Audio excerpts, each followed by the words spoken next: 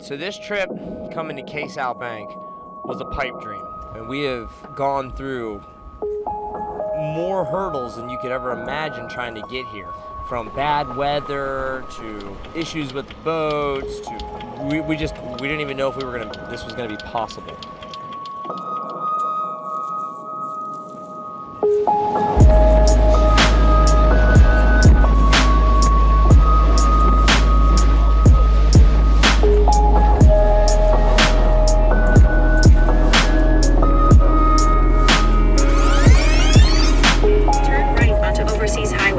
Well, we just got an hour's sleep, get up 4 AM, go load the boat, put the rods on, run across to Bimini, clear customs, and then we're gonna head south to Cay Sal. Adventure awaits, here we go.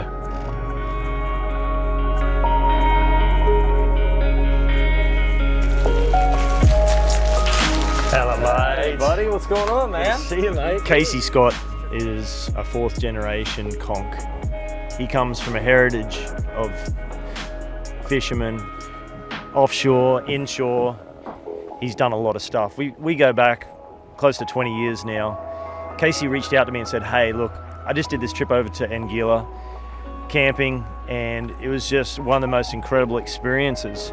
But I want to come back over here and do this trip with you. This sounds like a great place for an adventure, and the Nomad lures and the range of lures seems like the perfect fit to go and have an unbelievable experience over there. The whole diving, catching lobsters, fishing, deep jigging and trolling, casting lures, it just sounds like a perfect trip. So we got planning. It was a very short notice trip, and this time of year the weather patterns are very, very hard to be able to predict. They change so quickly, and you get these windows. So being able to bring people in, a cameraman from a different state, and get tackle, it's very hard to call this. We had a little tiny weather window, and the weather window started to degrade. The trip, we started questioning whether we should even come. This is a long way from anywhere. And once we get here, there's nobody here for help if we have any problems. So we have to be prepared. We have to be on a boat that is capable, seaworthy, and we have Scott Stokey, who's a really good friend and mentor to Casey Scott, said, hey, look, my boat is suited to doing this. I'd like to be able to take you guys over there to make this happen, because this is not an easy trip. So we left Islamorada, and we had a hard east-southeast wind, which was basically right on our chin, staring us dead in the face. So we ran into a head sea, heading towards Bimini, which is an island that is habited, where they have customs and immigration. And so we ran there to check in, and I mean, we took it. It was bad. I mean, we're talking solid 6-foot seas the whole way. The boys were really, we were down on our luck. Like, we really thought we messed up. Well, first leg of the trip, we just ran from Islamorada to Bimini. We're gonna go and clear customs here, give the boat a little freshwater wash down. It was pretty rough on the way over here. We had some fair bit of current. The wind is blowing all night, and the first part of the crossing was pretty sloppy, but made it here nicely. Once we got in the lee of the island, it laid out nice. And we'll put on some more fuel to top her up, and then we're gonna keep on heading down the road. We got to Bimini, we checked in, and we were like, all right, the wind's changing directions. But unfortunately for us, it started to come out of the south, and that was the direction we were heading, towards Cay Sal Bank, which is a chain of uninhabited islands that that was where we planned on going. So we took it on the chin for another 150 miles after checking into Bimini. Well, the weather was a lot tougher than we thought it was going to be. The trip over this morning, the wind was on our bow. It took us longer to get over to Bimini and clear customs than we would have liked. And then once we cleared customs and started to come south, the wind shifted more to the south, so it was on our bow once again for the remainder of the day. So it really took its toll on our travel time and getting down here. But we're within 15 miles of Anguilla, the island where we're going to be camping at. So it's getting late in the afternoon. We thought we'd put a DTX and a slipstream flying fish out real quick, just to have a little quick look around so we have an idea where we want to fish tomorrow. So hopefully we find some fish, see some activity this afternoon so we know where we come back to tomorrow. The weather's supposed to lay out really nice, and we're hoping for some really good action. It took us a lot longer than what it should have, what we would have liked to have gotten all the way down to Anguilla. We get to Anguilla and it's in the dark. We're coming along the shoreline with spotlights on. We're trying to find a sheltered bay. Casey's been here before, but the weather was different. We had to go and look for a different beach to be able to try and camp on the beach. We pull up in this sheltered bay, this beautiful white sand beach. We put an anchor out, we backed in, and we had a second anchor to put on the beach so we could keep the boat in close to be able to unload stuff. As I'm walking up on the beach, I saw footprints. Just so you know, there is people here. Where? What are you talking about? What do you mean? No. What do you hear out of the waves? What do you mean there's people here? There was footsteps along here and I smelled the fire when we were coming in. You see footsteps? Yeah. And I'm setting the anchor on the beach, but we're talking amongst ourselves like, what's going on? Casey goes, what do you mean you saw footprints? I said, dude, footprints, like size 10. What do you mean? I don't know how else to put it. So next minute, Tyler's like, Dingo, look behind you. And I'm on the beach, and in the darkness, there's these people appear. And I ran straight back and jumped in the boat. Like, we were freaked out at this point because we don't know who these people are. And we start talking to them. Their boat had a problem, and they ended up stranded on the beach. Your boat broke? Did your boat broken? Yes, problem, yes. Now, this is not a good place to be stranded. There's no fresh water, there's nothing here. Thankfully, there was a Navy boat that was right close by that we were able to hail on the radio. And there was customs plane coming by, so we knew that these people were going to be okay, but we didn't feel comfortable coming up on the beach. It just wasn't safe. We have families, we got to get back home safely. So we went offshore into a sheltered bay, found a nice spot to anchor for the night where it would be safe. And the Navy boat was here not too long after. The following morning, they came in and picked up the refugees. And we were able to, the weather was beautiful, and we wake up to this gorgeous morning to, absolutely flat, calm weather. This is the forecast that we saw. We knew that this particular day was going to be the day that we needed to go and make it happen and make the most of our opportunities. Good morning. We just had a good night's sleep. We're all rested. This anchorage turned out to be really nice. Good, beautiful bay here. Got away from the swell. We tried to go on the beach there last night once we arrived, but this ended up being a great alternative. We're rigging up, we're putting on some jigs, gypsy jigs, buffalo jigs, Squidtrex. We've got DTXs, Mad Max, and the slipstream flying fish are all getting put on rods right now, and we're about to head out and get after them. This is what we've been waiting for. This is what all the hard work, all the miles to get here was for today. We've got beautiful weather. This was forecast. This was our little window we were hoping to get. So hopefully we find them. Buddy. On the flying fish. I tied on the slipstream flying fish just to see how well it casts, and I'm really impressed. This is going to be a great lure for casting and boiling fish, and when you're hooked up for the stop and drop. So trolling DTXs, you've got a Wahoo on, you can grab the spin rod and cast it back there real quick, and while you're dealing with the Wahoo at slow speeds, the slipstream floats. So it's effectively out there fishing the whole time, and that's what we're hoping to be able to turn a hookup into a double hookup. Let's see how it pans out today. I'm going to take the hooks out of this one and we're going to get going. One of the really cool things about Cay Sal Bank is the fishery is so amazing, and there's such a variety of species that like on this trip we came over here and we don't have a single piece of bait on the whole entire boat.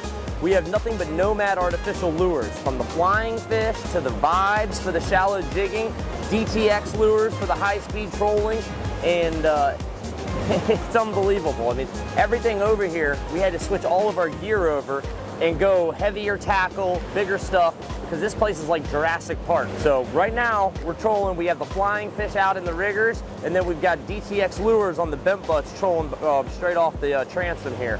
And we're gonna give this about an hour or so and check this out, and then we're gonna slide back in on the edge of the reef and bust out the Squidtrex and the vibes and go hit the shallow waters and see if we can't get some really big snappers. Oh, bit on the short one. Flyer's gonna get bit. Beat up a little. Oh, he's got bit on the long flyer. Beat up a little. He's got bit on the long one. Okay, we just got set up here off Anguilla. We put a DTX, I think 125 and a 200 out short. Well, one short, one out back a little bit further, and 2 slipstream flying fish out. And we nearly had a quad hook up there. We had 2 barracudas on the short rods on the DTXs, and 2 barracudas ate the longs, and we had one on and it fell off close to the boat. Not what we're looking for, but it's just positive to see life. Okay, so we're trolling out the outriggers. The quickest and easy way to rig these is with some number 9 wire, double twisted. Now, I've twisted it onto a ball bearing swivel here. This is low profile. There's no snap swivel that can come undone. This is connected. So you can twist wire pretty quick and easy. So it's not a big deal not having a snap swivel on there. Now I'm going to try and feed this through and come out on the underneath side of the lure. Now the way the wire comes out of this, it keeps the head up just that little bit. That stiffness allows the flying fish to sit on top and troll really nice. It's just a really good presentation, and this is the easiest, quickest way and effective way to rig them. This is an 8/0 mustard 4 extra strong treble hook. I'm going to twist this on, and then there's a bit of wire here for these wahoos, and if a yellowfin is going to eat it, the wire is pretty low profile, so it's a nice clean presentation.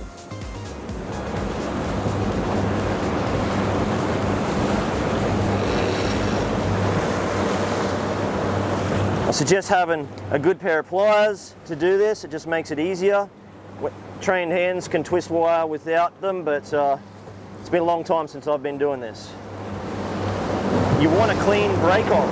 So when you've twisted the wire, once it comes out like this, you're going to bend a 90-degree angle, and you're going to rotate first over the top where there's no twist. And quite often it should break on the first go, but it didn't. So we're going to just wiggle it a little bit there.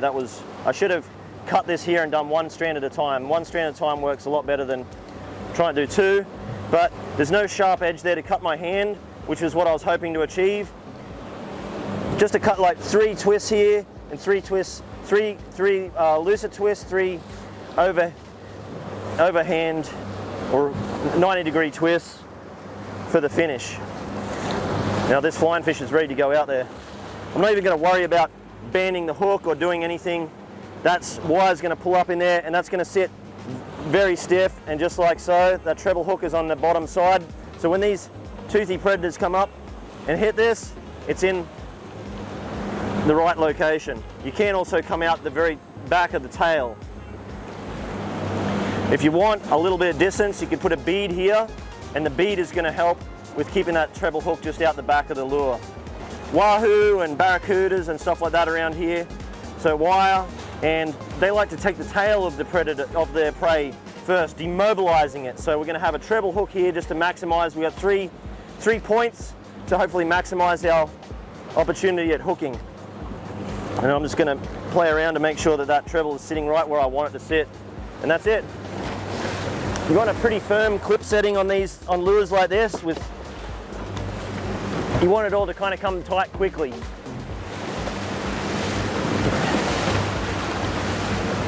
And depending on how rough it is, we got calm conditions here. I'm just going to kind of get back probably 30-40 yards. I just want to see that that flying fish is up on top, dancing just nicely, like the wings are just skipping along on top. And we could get trolling just like this, or if the DTXs or Mad Max get bit on the corners, on the flat lines, these flying fish will float. So long as you don't overweight them, they will stay up on top. So at idle speed or even in neutral, when you're boating fish, those are back there presenting a beautiful flying fish silhouette, and these fish see that down deep, and that's a great opportunity to turn a single hookup into a double, triple, possibly even quad. Here we go.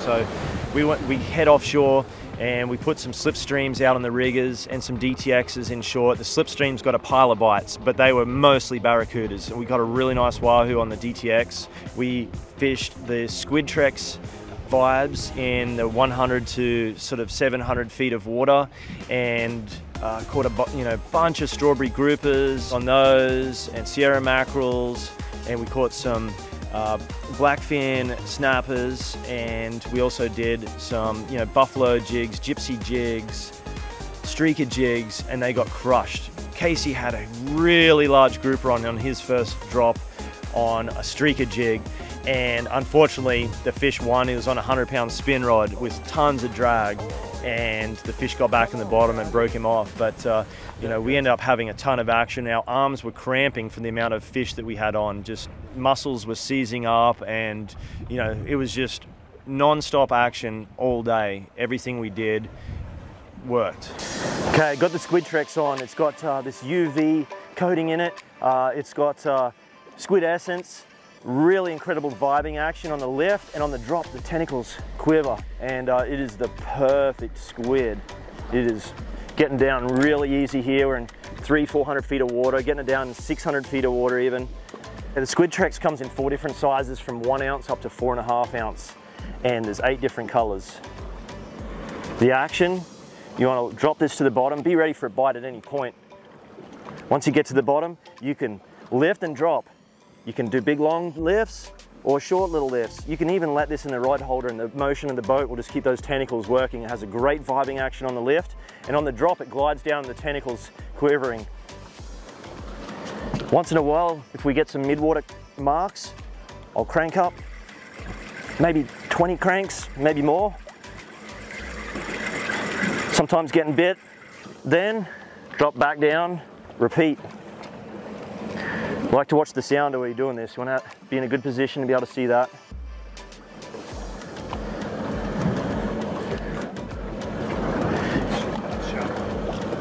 If there's a lot of current around, you want to pitch it down current from the boat a little ways to help get it down. But so far, we've got about half a knot of tide here right now. This is beautiful jigging conditions, and we're just dropping it down, no worries at all. This is a great lure for slow pitch jigging. Very similar methods, same tackle, and the fish seem to love it.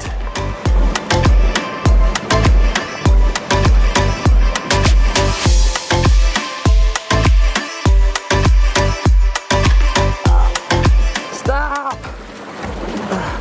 Oh, I think I just got eaten. Oh, he's that big. Oh, Acting like it's getting eaten. yeah, I just got eaten. Shark got me on that one, guys.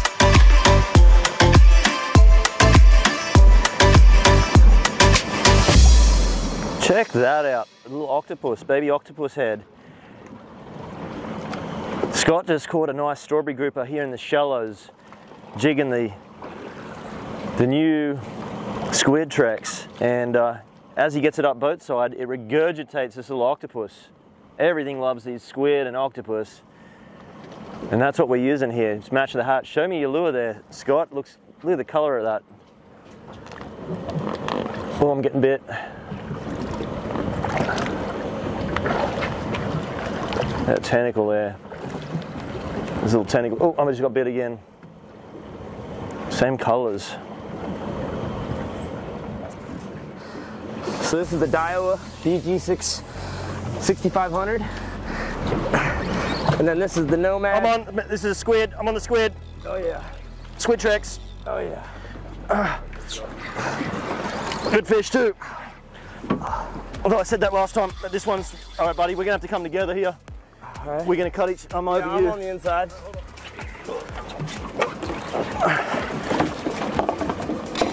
All right. Go over top. Not right this second, I'm getting worked. Me too. There we go. You're on the Mad Mac and I'm on the Squidtrex. We went to Wahoo because we're getting cut off by Wahoos. They're trying to stay together. We're deep.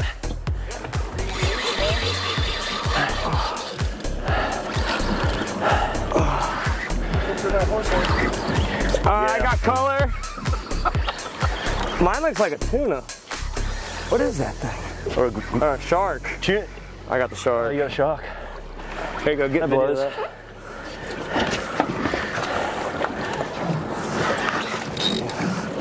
Think about this for a second.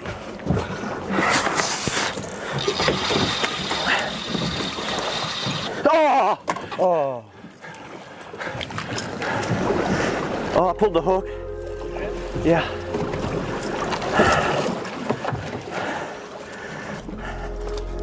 Oh, that's heartbreaking. That was a big fish.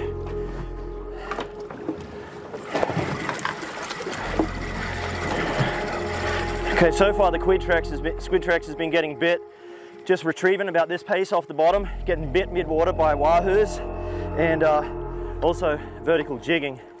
I don't know what I had just then, but I had a Wahoo. Yeah. Just lost a Wahoo.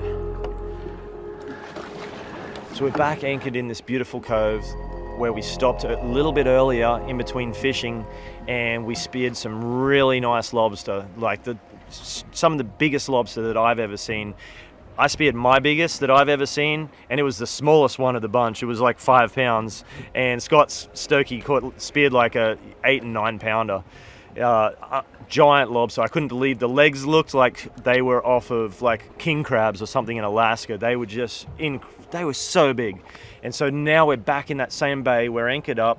The sun's setting. It's just beautiful here right now, and we're going to get a really early start tomorrow. We're going to make a big run to where we've had reports of there being some really good wahoo and yellowfin tuna action. So hopefully they're still there, and the conditions those fish are in is still the same, and we can go and give it our best and see how we do.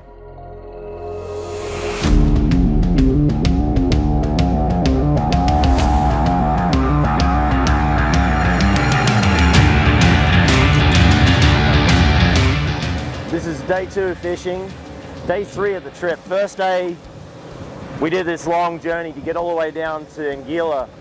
We spent 2 nights there. So this morning we got up and we ran 50 miles to Dog Rocks. This is a really well-known wahoo spot. We had some really good intel before coming on this trip that the fish were here last week. So now we've got to find them. It's a pretty big area here. There's some incredible structure, and we've got 2 DTX lures out, and we've got a flying fish out on one of the riggers long. The plan is, when we hook up on a DTX, we could hook up on the troll and the slipstream flyer while it's out the back, but to pick up a rod and do what they call stop and drop, or also known as prospecting, where we're going to let a flying fish go back through the pattern while we're bringing one in. Okay, we got a bite. You're on, giver.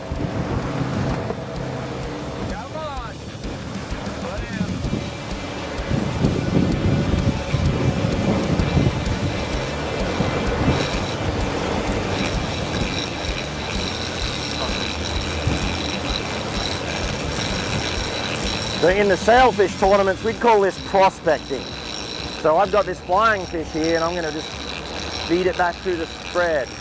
At really low speeds, these flying fish stay up on top. It's just a perfect presentation, silhouette of a flying fish on top. Everything here eats flying fish. It's one of the most prominent bait sources.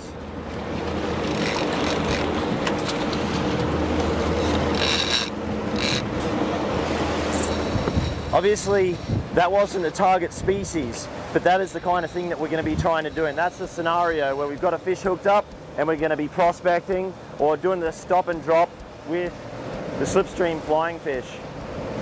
We're looking to find wahoo and yellowfin tuna.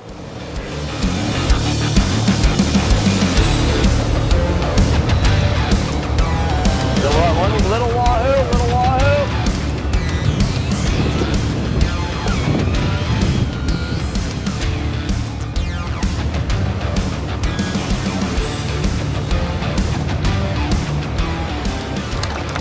All right, so we've been high speeding all morning, and we caught 1 wahoo this morning, and not really happening too well today with these condition changes. So we're gonna swap over and go do some vertical jigging with the Squidtrex. So we're over on a spot called Dog Rocks, which is up on like the northwest point of the Cay Sal Bank. And it's extremely jagged and uneven bottom here, and rapid inclines. It goes all the way from 100 foot to about 1,000 foot of water in less than a couple hundred yards. So dramatic change. We're gonna see what's down there by dropping the 4.5 ounce Squidtrex by Nomad.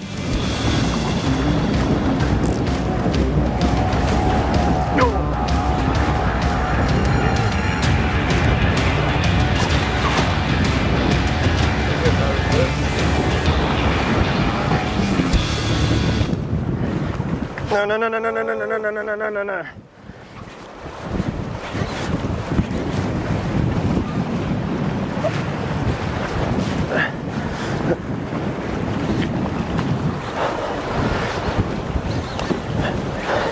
Now, a real trick was using these outriggers because of the way these slow pitch rods are. You can tilt the reel angle to be able to, I pulled the hook. You can tilt the reel angle to be able to level wind without having to move your grip. Because these rods are designed with this trigger grip to be held like this with this long butt. And, you know, by being able to just gently change the angle of the reel while you're retrieving, we'll level wind. Man, that was a nice fish. Okay, this is a P3 Contender braid by Nomad design tackle, and this is a jigging braid. It's really thin diameter and strong. It breaks at like 40 something pounds, which is ideal because the thin diameter allows us to be able to get baits down deep and stay in touch and be able to feel the bites. I really, really like this braid. Very impressed with it. Large marker fish. I'm putting on some 80-pound leader just now.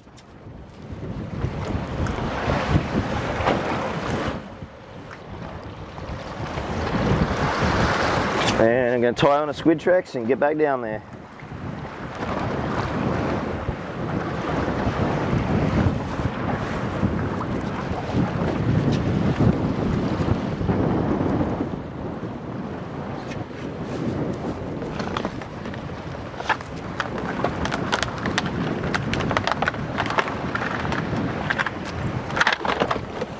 Squidtrex has squid essence and has some UV properties as well, so these fish can see it down there, down in the deep water, nice and clear. It really stands out to them. This is a really cool color. There's a bunch of great colors. This looks very octopus, squid, cuttlefish.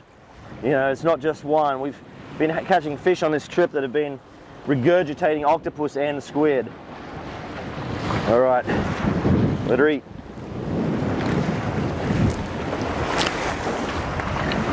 So it's really nice to be able to look at the depth finder when you're doing this, so you can kind of glance over and see what depth, and also where you're marking fish, if there's mid-column fish or whether they're down closer to the bottom, because you want to be able to anticipate on the drop, you know, getting bit. And also, if you're fishing on the bottom and there's been some activity on the bottom but nothing's happening, and you glance over there and you see some fish mid-water, you can crank this up, and I've been getting bit doing that. So I'm going to go back to just the drop and weight here right now. I'm back on the bottom, and you want to look at the sounder every now and then just to see if the depth's changing, if it's getting deeper. Depending on what the tide and the wind are doing, it'll affect getting blown up on these ledges that we're fishing.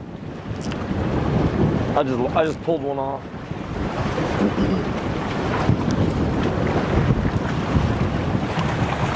And it's good to mix up the technique, because just because one particular method might have worked, it's not to say that you can't try some different things.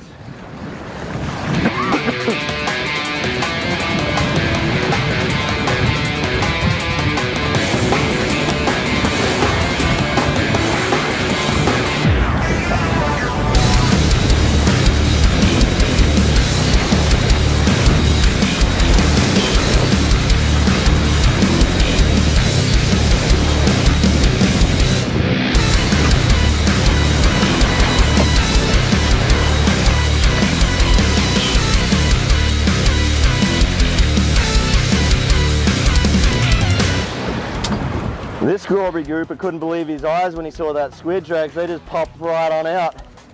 He couldn't believe it.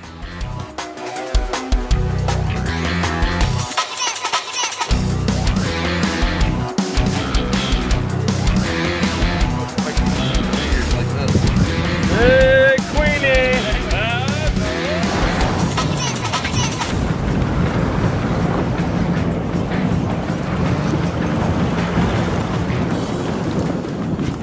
Buddy, you just ate one squid too many.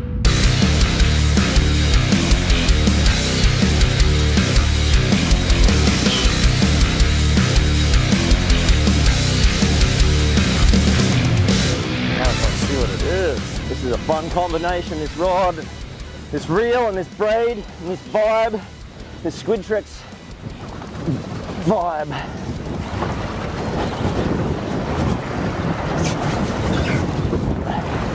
There's been so many great things about this trip, but I've been really enjoying fishing these Squidtrex. I got color. It's not small. All right. Look at that mutton. You're kidding me. Look at that. It's barely hooked. Skin hooked. There we are, right. Big mutton. Yeah, boy. Yeah, dude. Yes. Oh, that's awesome. Dude, that is my biggest mutton on the lure. That on the Squidtrex, mate. That's awesome. How good is that? Hey. That's cool. Look at that. On the Squidtrex. Deep water mutton. This trip has been insane.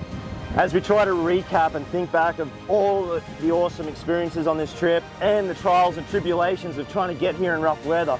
It's fish like this on artificial that just make it, I mean, this is a memory that I won't forget. Catching a mutton snapper of this size on a lure. These are smart fish, big mutton snapper on a lure. I mean, how good is that? Eating fresh lobster and strawberry grouper last night while we were anchored in a pristine, uninhabited island. Lobster that was swimming yesterday and we were eating them last night. Big mutton snapper to take home. Yes, boys. Thank you.